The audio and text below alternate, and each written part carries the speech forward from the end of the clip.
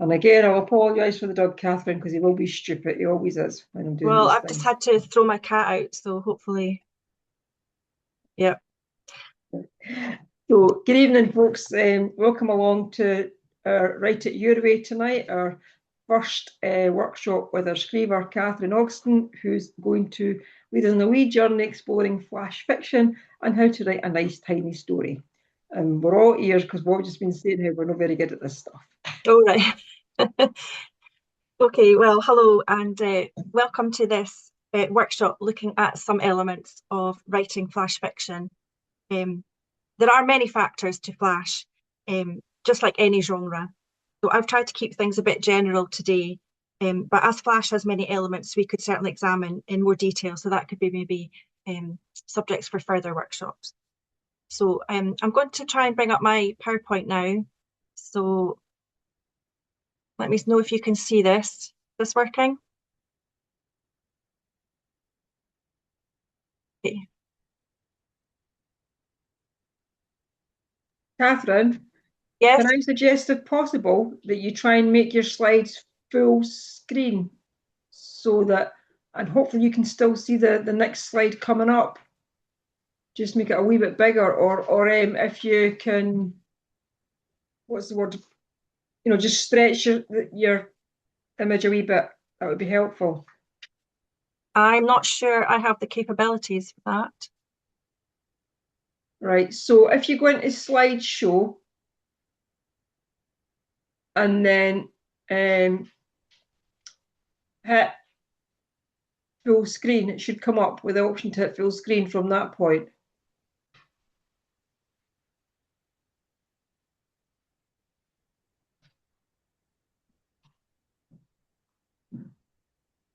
I'm just seeing the options at the bottom.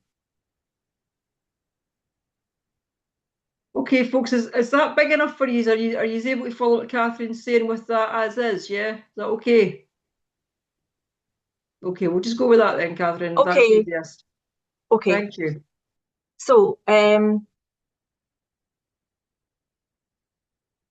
basics, some flash basics. Flash fiction is very short fiction, yet different from a very short story. It's sometimes described as compressed fiction, but I'm not sure I like that description, as that implies that it's being squeezed in some way.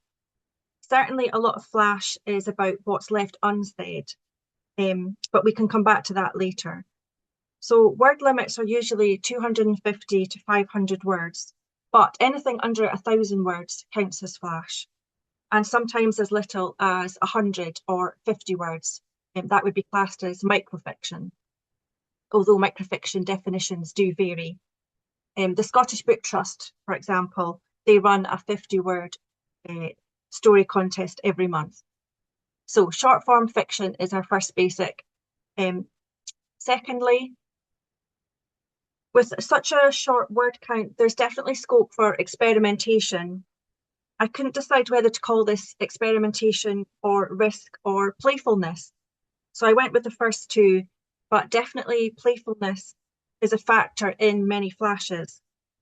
I don't necessarily mean humour here. Humour in flash is quite hard to do, but I'm told editors and adjudicators do love it. So if you can do it, more power to you. But what I mean by experimentation or risk are things like, for example, point of view. So writing in second person or third person plural, for example, so that'd be saying they as your pronoun. They did this, they did that. Or perhaps writing from the viewpoint of an object, which is harder to do and sustain in a longer piece, but can be handled more easily in flash fiction. Structure is another example. So writing, for example, a backwards chronology, or perhaps in future tense, and certainly writing hermit crab flash fiction falls into this category. This is when you write form using the borrowed structure of another form, such as a list, a recipe, a questionnaire, a set of instructions. There are really imaginative possibilities here. Also, there are sentence level choices you can make, such as using anaphora. For example, this is when each sentence starts with the same beginning. And hopefully we'll have time to look at an example of that later. So this brings me on to word choices. So just like poetry, every word has to be there for a reason and it has to matter. You need to edit out every word which doesn't pull its weight. You need to play around with different ways of saying something quite commonplace, because that might be the way to make your flash piece stand out. But you need to leave a lot out too, because that's part of the contract between the reader and the writer. The reader wants to work some things out for themselves. They don't want to be told everything by the writer. However, if it goes too far the other way, then you run the risk of losing the reader and making it too abstract. I would add in here that twists are not too well regarded in the flash world, although there may be some difference of opinion here. But I would avoid a twist unless your flash really merits it. If you have one, it has to be there for a very good reason. Lastly, before we move on, your title can be key and it has to do a lot of work for you. You can have a fairly long title that gives clues about your story and it won't take away from any of your word count. So make your title work for you. Beginning and endings are very important. You want your story to land well at the end, so you probably need to work at it and try different options until you find the best one. Perhaps one that circles back to the start, perhaps not. Most likely you will know the ending when you find it. So I'd like us to look at this piece of flash fiction as an example of what a flash fiction is skillfully doing. It's one of my favourites. It's from Bear Fiction and it's by Kit Dewall. I'm the Painter's Daughter. Now I've had to put it over 2 slides here, so I'm going to read it for us over the 2 slides. So I am the painter's daughter.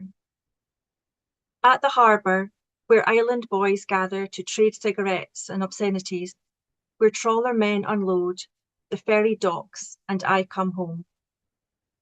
I climb the lane past stubborn cottages, shouldered against the sea, to her house, my house now. The door moans and the fire, long dead, is slow to answer. That first night, I sleep downstairs, among her cups and cushions, my feet in her thin-soled slippers, my arm in her cardigan sleeves, too wide and too long, like her love. In morning fog, I trace a wet slate path to her garden room and unhook the latch. She has her easel set to south, with her colours on the palette. She has a chair, a flask, a kerosene lamp, and by a misted window she has propped my photograph, a girl with dyed green hair and the sneer of dreams unlived who never wrote. But here she paints my mouth, soft and open. She paints me brown on beaches she's never seen. A fly caught on a gash of red has turned in the paint and drowned. One wing escapes. I dip her brush and write, local artist, sail today, 5:30, and wait for the neighbours to come with silent accusations and tight smiles. I take £95. I keep her cardigan and pull the moaning door. At the harbour, I'm helped into the belly of the boat with my fly picture and watch her island grow small. So that's only 240 words, but it gives a very complete picture of a situation which I'm sure many of us are familiar with. And this really is one of the tricks of flash fiction, is being relatable, but yet we'll be telling it in a way we haven't heard before. So there's some amazing uses of language here. And I really like to think for a moment about what is not being said as much as what is being said. So if you take a moment, I'll go back to the first slide again of the story. And if you just want to, perhaps if you can see it and skim through and just think about what the writer isn't saying. Catherine, could I ask you to come down through the slides so we can see them? Because we've just been listening. I'm only first seeing the first slide. Can you see the second slide now? No, you'll need to click into them at your end. If you go into slideshow and say hit from current slide, you should then be able to come down through the slide pack by using either your cursor or your forward key. Because what we've seen there, we've listened very carefully, but what we've seen there is just the cover slide. Yeah, that's it now. Can you see it now? Yeah, Okay, thank thank you. you for letting me know, Janet. Thank you. So, I didn't want to interrupt. Thank no, thank you. So that's the first slide. I'll let you read that again then.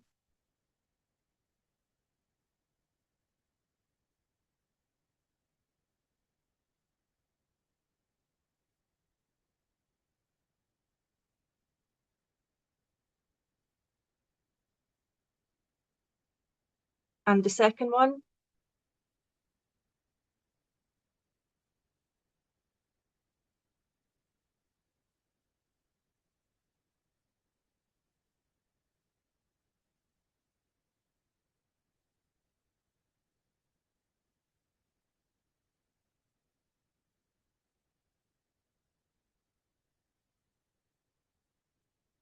So would anyone like to volunteer perhaps what's not being said?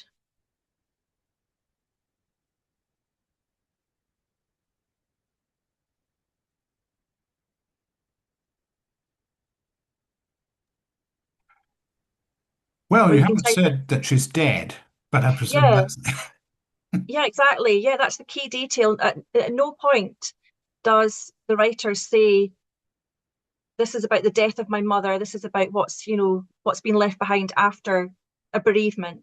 But yet we get a complete picture. We know she's an artist, we know she lives on an island, we know that they've had perhaps a difficult relationship in the past. Get the part about the neighbours with their silent accusations. So she's maybe wondering how much people around her mother knew about their relationship and their history. Um, so, and we get this great use of language about the the moaning door and this fly that's been trapped in the painting. So I just think it's a really good example of someone who's using a very short amount of words, just like it's almost like a poem, really. I think there's a lot of similarities between poetry and flash fiction. So hopefully you can see this screen. Does it say prompt? Yes. Okay, so for a little bit of interaction, how about for 10 minutes, I'd like you to either write about returning to a place that was important to you, or write about a selection of objects that belong to someone from your past. So if I maybe just give you 7 minutes, and here the object is not to worry about if this is good writing or bad writing. It's really about getting ideas down on paper, giving you a jumping off point for maybe a piece that you can work on in your own time. Because I think writing habits, sometimes we get too caught up with, oh, I can't start writing until I've got the perfect idea or a fully formed story in my head. And a lot of writing isn't like that. So let's have a go. You're welcome to put your screens off if you like, but I will put my stopwatch on for 7 minutes and we can have some writing time, and then we might see what people have come up with. Is that okay with everyone?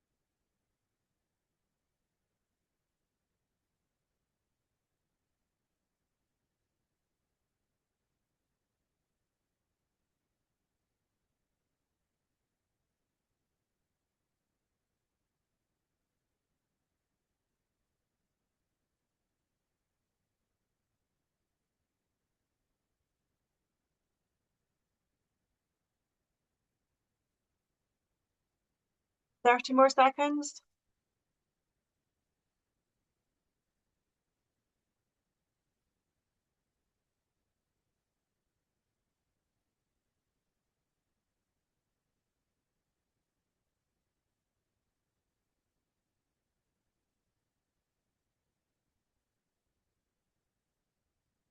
Okay. I wonder if anyone would like to read out what they got, just so we can share some examples. Janet, can you see everybody?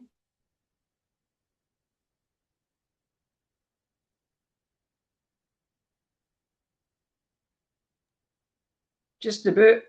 I'm happy to read it and be Go first. that sacrificial.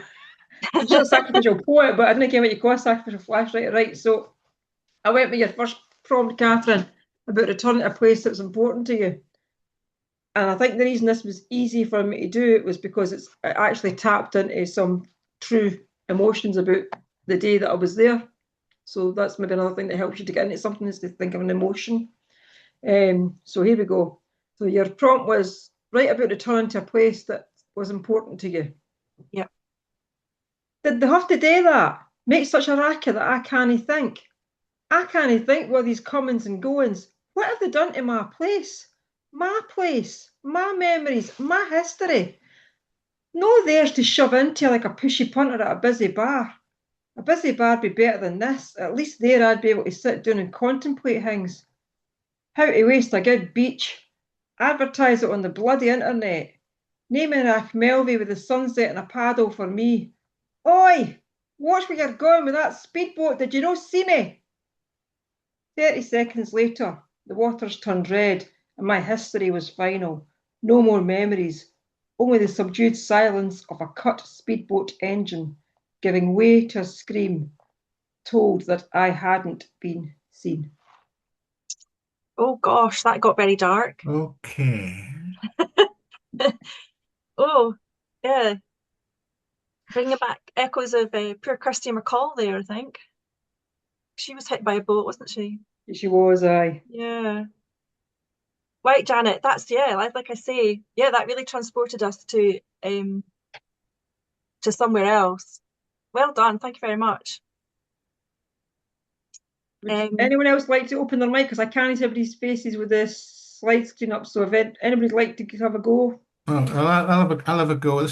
I am the electrical engineer's son. Oh, So, right, very good. Yeah. but I mean, it's probably two sentences or so, starting a longer thing than it's going to be a flash fiction. But anyway, um, walking by the house again, I see that its paintwork is now black and glistening rather than the salmon pink it used to wear. The decrepit garage has had an upgrade too, being replaced by a model fit for something roadworthy rather than the random junk that took 2 days to clear out in the weeks following the funeral. The garden is laid out neatly with rose plants, indicating that Roy, the jobbing gardener, has probably had his jotters as well, and that's about it. I did like, yeah, that's a good Scottish phrase, isn't it? Getting your jotters. Absolutely. Yeah. I don't know where I'm going to go with this, but I have actually walked past the house, and that does kind of describe it. Right. Thank you very much, William. Anyone else? I can only see 4 people, so I don't know if there's anyone else who's willing to read aloud. Be brave, folks. Come on. I don't mind giving it a Oh, go. thank you, Anne. This is the second one about the objects that belong to right. someone. We were sifting through her life. This was all that we had to remind us.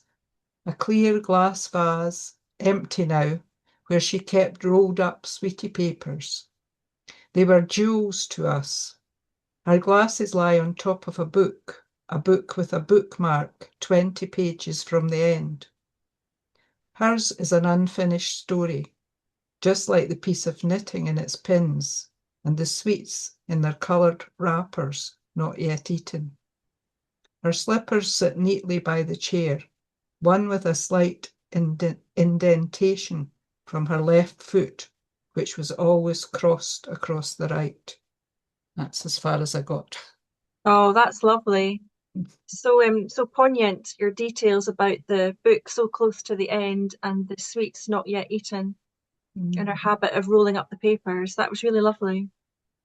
Okay. Do you think you'd keep it as a poem, or, well, it sounds almost like a poem. Do you think you'd go Well, I poetry? tend to write poetry, so I Yeah, probably would turn it into a poem.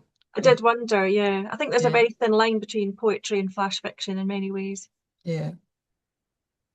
But I think I need to come to some sort of conclusion in it as well. So go Yeah, back, think about yeah. it. Thank you. Okay. It's got me writing at least, which I haven't been doing for a while. Yeah, yeah. Sometimes just a random prompt can kickstart something. Mhm. Okay, if we've exhausted that one, I also prepared for us to look at a piece of microfiction. Let me know now, is that coming up on the screen? Yeah.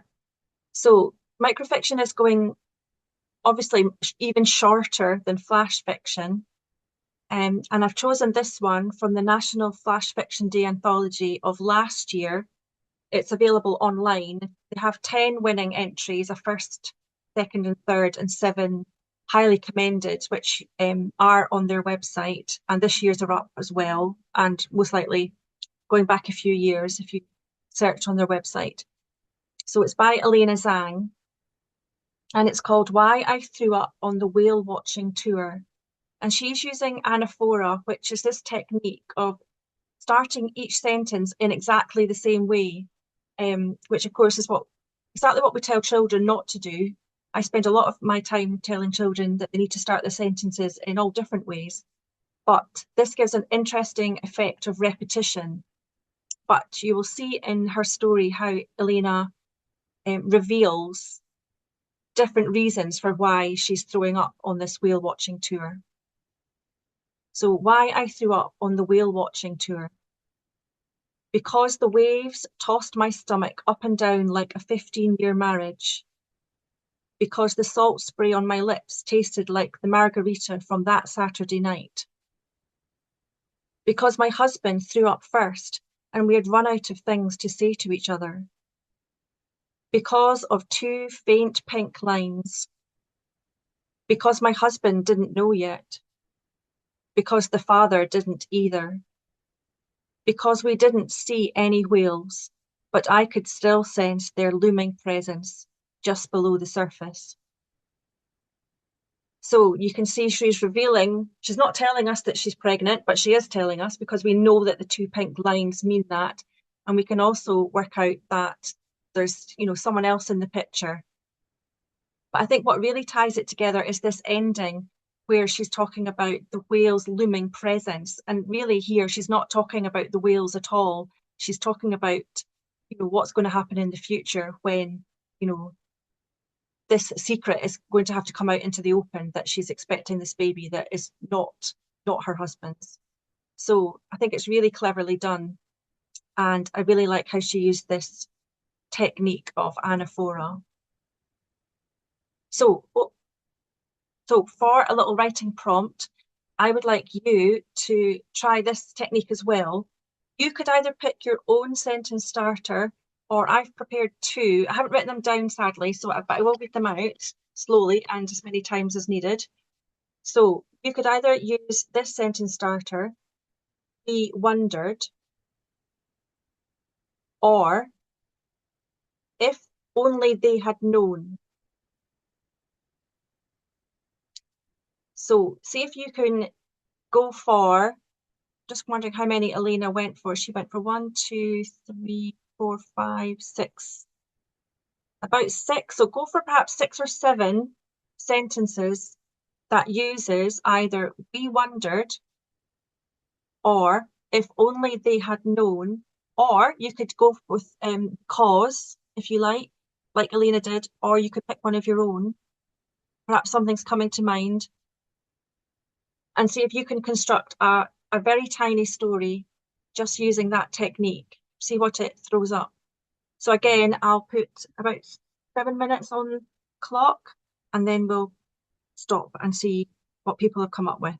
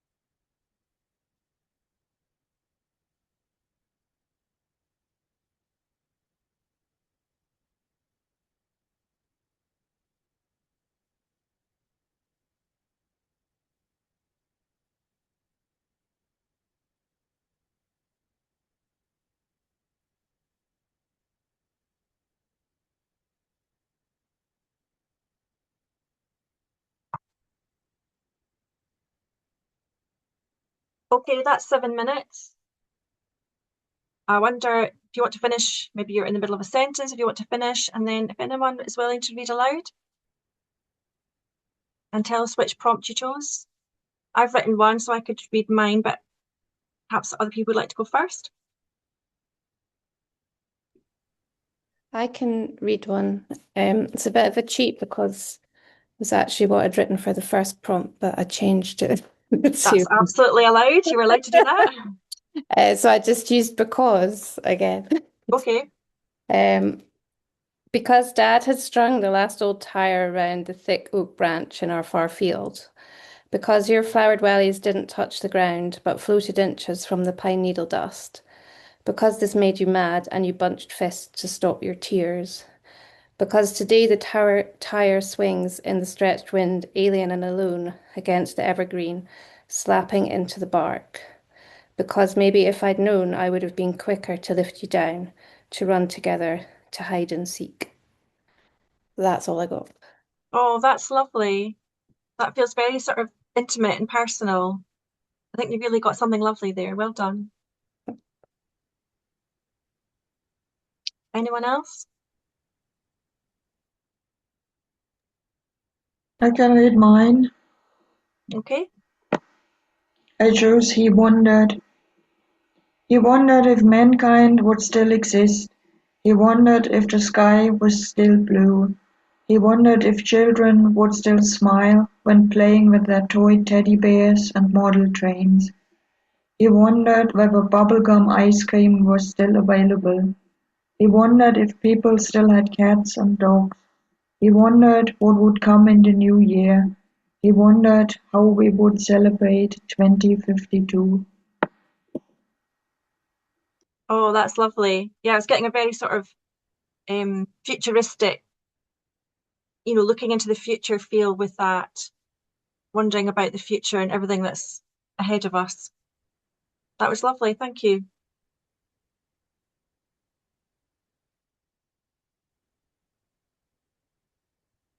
Anyone else?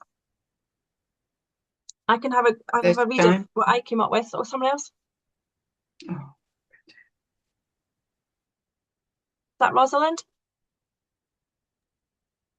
Yeah. Would you like to read? Yeah, I'll read it out. Yeah. Heard you right. I've used one that starts, he wondered. Mm-hmm. Yeah. Wondered where this headache had come from, like pressure of heavy cement inside. He wondered if he might need to find a bench here in the shopping mall or two. He wondered who he could ask for help. Why the man he approached looked at him confused, and why he felt his arm. He wondered if he'd make it to wherever this uniformed man was taken. And he wondered why he'd never noticed the pattern of the floor tiles to meet his face, hard, cold, numb. Amazing, thank you. I don't know if it was my feed, but it was lagging slightly on a couple of words, but I think I got most of it, so it sounded really interesting. Thank you. I'll read out mine if anyone, no one minds. I went with We Wondered. We wondered if all the office knew about the new boss and her assistant. We wondered quietly at the staffroom kettle and more loudly at the wine bar on Friday night. We wondered on Saturday morning if we had been overheard. We wondered if our boss's husband knew when he appeared, asking to see her out of the blue, his expression unreadable. We wondered if there was going to be a company announcement when the assistant's desk was cleared the next day and he didn't answer our calls. We wondered how he was going to pay next month's rent. We wondered if each of us was just as expendable. So just a wee bit of fun there, and trying to use that technique to tell a bit of a story, and yeah, hopefully that's a technique. And I really like the idea of taking something you'd already written and reworking it using a technique like that, I think you get a really interesting effect. So just at the very end here, I've listed some places to look for resources for flash fiction. I always recommend Bath Flash Fiction, which runs 3 times a year.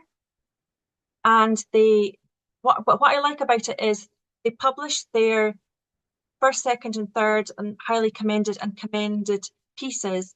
And the judge who's judged it for that section, that part of the year, talks about why they enjoyed that flash. So it gives you a really good insight into why it's a winning piece. Then they do get a lot of entries, but it is possible to be successful with Bath. Flash 500, they do a similar thing. I think they might be 3 times a year as well, and they're easily Googleable.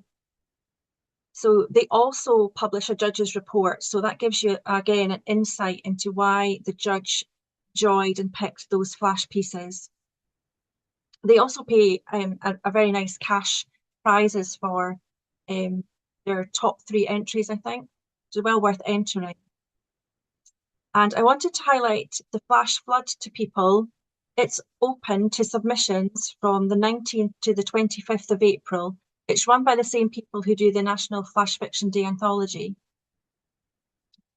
Get to submit up to 3 pieces, if I remember correctly. You don't have to pay anything, although they do accept donations. And you will hear back very quickly as to whether they've accepted your piece.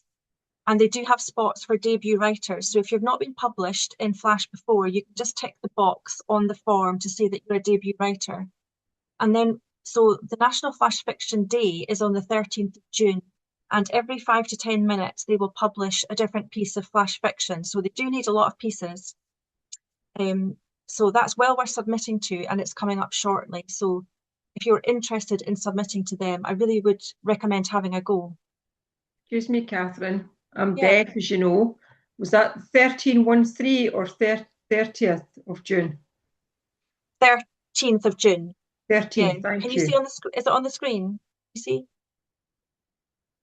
You need to go down to your next slide, I think, or scroll your slide up. Yes, see it now, thank you. Thank Okay. you. Yep. So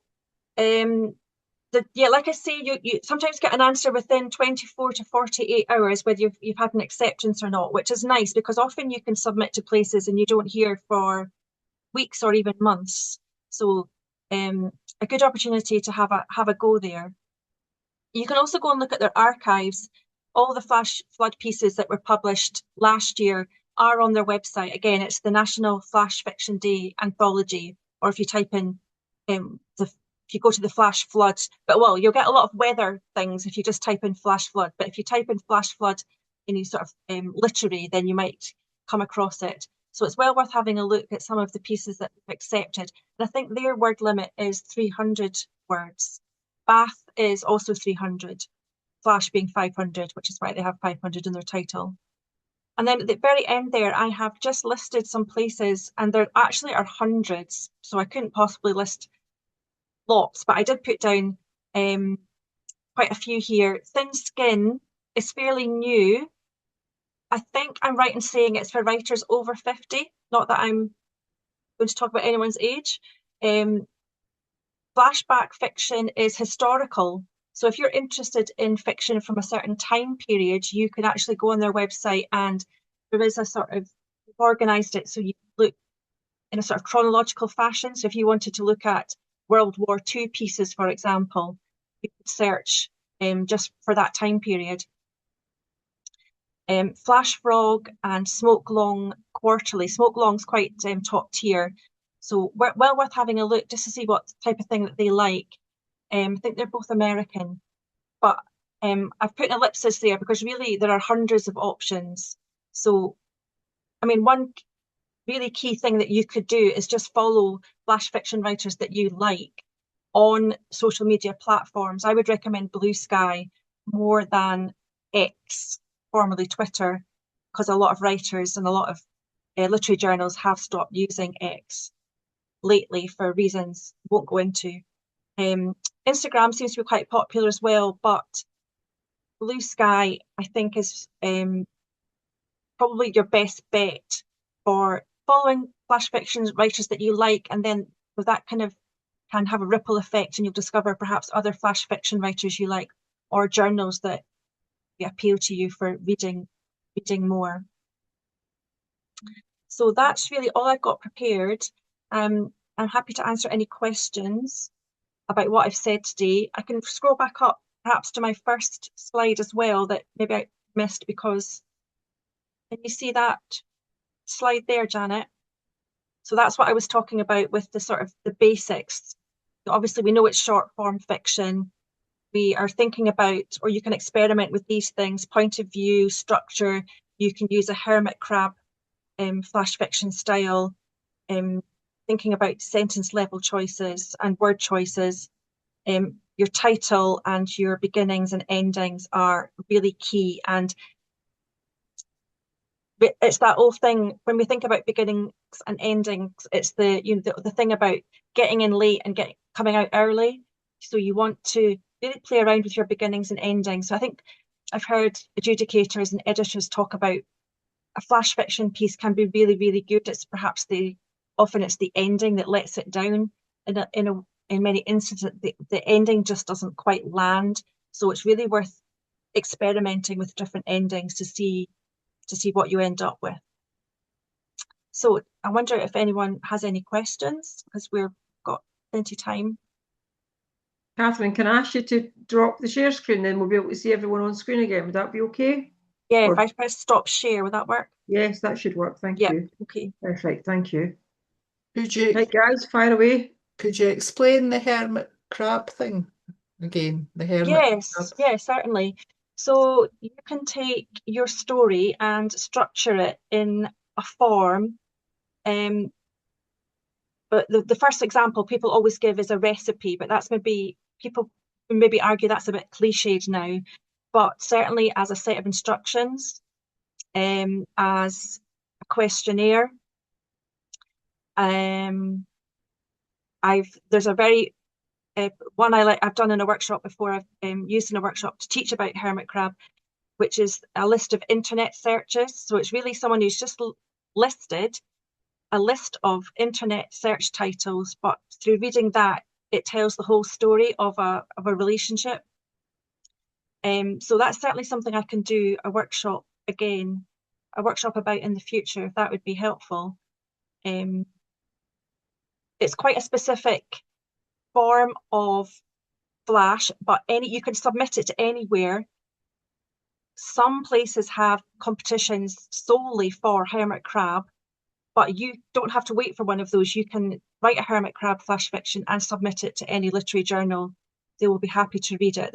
I've never seen a rule saying do not send us hermit crab, so you don't need to wait just for one dedicated hermit crab spot or competition.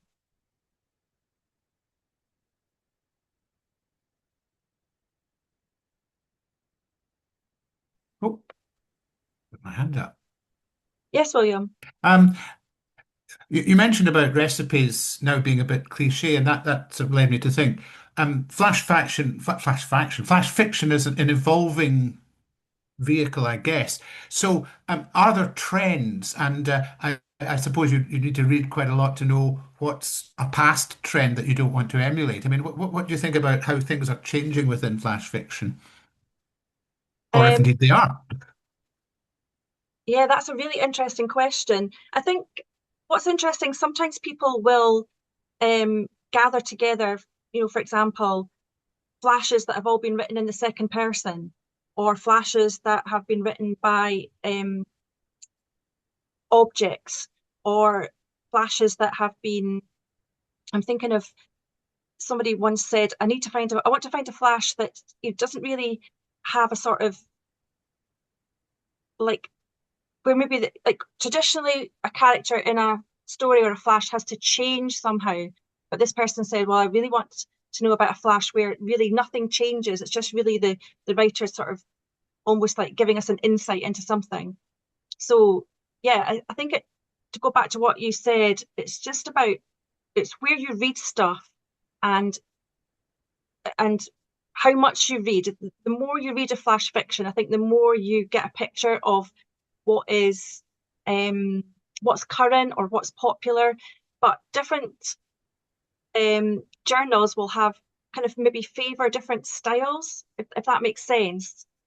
So, people like to think they're, I don't know, use the word edgy because that maybe gives the wrong impression, but certain journals have slants towards different things that they like. So yeah, it's about finding a journal that maybe if you enjoy reading what they publish, then they might, then if you're writing in that style, then it could be something that they would be interested in having you as, submitting to them. I don't know if that answers your question. Oh, it does, and it answers my question the way do more reading as well as writing. Always a very important thing Yeah. anyway. There's a huge amount of flash fiction out there, and because it's so short, it's easily digestible. However, I think someone once said if you read a lot of flash fiction, like, flash fiction one after another, it's a bit like being hit like a bus. I don't know how true that is, but I think Being hit by a series of small buses. hit by a series of minibuses, yeah. So yeah, maybe be wary of, spending a whole day reading flash fiction, because I think after a while it wouldn't go in, do you know what I Yeah. mean? Yeah. Yeah, thank you.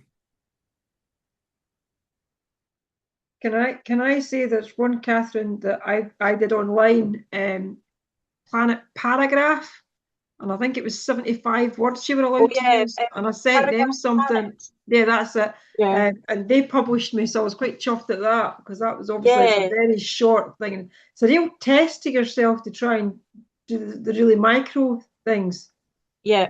I remember when I was working, my last job was sort of creative arts stuff for a mental health charity, and one of the story examples that they used was baby shoes, full stop, never worn, full stop, size 3, and that was one of the example stories that they used. It's basically that how short something can be to tell anything.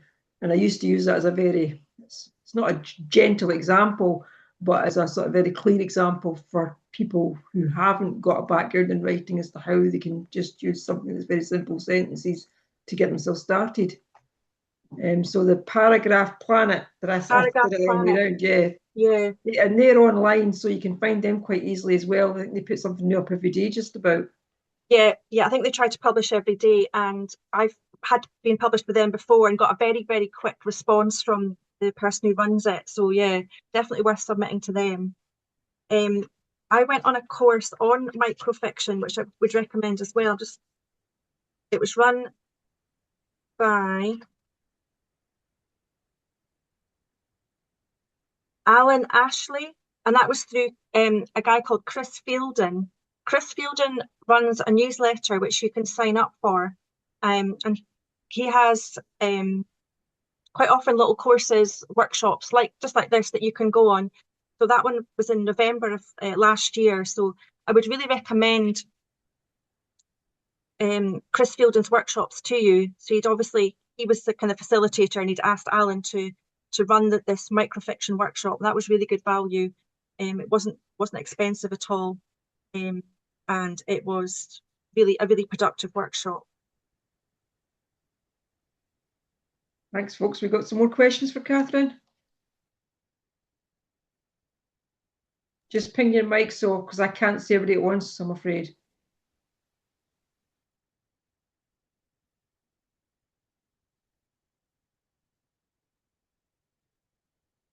No, don't think so. Well, in that case, then, can I thank you very much, because, as has already been said, you've got me writing. And my head's far too full of other things to get much time to write anything. And I know there's a few novelists in the room. I'm looking at the screen here. I know there's a few folk I recognise as having put things in that have been placed with the Fed before for their flash fiction and their prose, etc. So, keep going, folks. Really interesting, really fun, actually.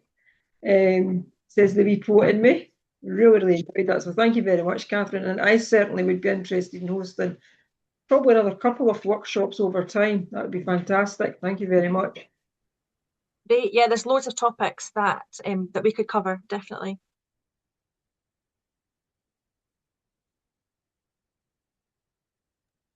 Thank you. Bye. Thank you, everyone. Thanks for coming. Thank you. Yeah, feel free, open your mics up, say thank you. 1, 2, 6. Okay. Thank you. Thank you. Bye. Thank you. Okay, thanks, folks. Good night to you all. Thank you. Bye. Bye. Bye.